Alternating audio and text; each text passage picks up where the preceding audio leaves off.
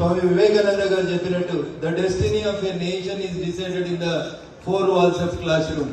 ఏ దేశ భవిష్యత్తు అయినా తరగతి గది యొక్క 4 గోడల మధ్యన నిర్మించబడుతుంది. ఎవరైనా చెడిపోయిందనుకో, ఎవరైనా సంఘ విద్రోహ శక్తిగా మారిందనుకో, దానికి కారణం బాధ్యత కూడా ఎవరు వహించాలి?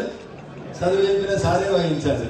ఎవరైనా డిసిప్లిన్ గా లేరనుకో, ఎవరైనా డిసిప్లిన్ తప్పినారనుకో, దానికి కూడా బాధ్యత ఎవరు తిరుగుతారు?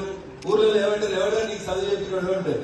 అందుకని దయించి మా ఉపాధ్యాయ మిత్రులకు నేను చేసేటువంటి appeal, you try your level best because the destiny of a nation is decided within the 4 walls of classroom అని స్వామి వివేకానంద గారు చెప్పినట్టు, కలలు అన్నట్టు సాధ్యమైనంత వరకు ఈ సమాజ బాగు కోసం, హితం కోసం కొవ్వొత్తిలా కరిగిపోతూ మీ పిల్లలు సరిగా చదివినా చదువుకున్నా అందరు పిల్లల్ని మీ పిల్లల్లాగా భావించి ఈ దేశ నిర్మాణంలో పాల్పంచుకుంటున్నటువంటి ఉపాధ్యాయ సోదరి మనందరికీ మరొకసారి ఉపాధ్యాయ దినోత్సవం సందర్భంగా శుభాకాంక్షలు, అభినందనలు తెలియజేస్తూ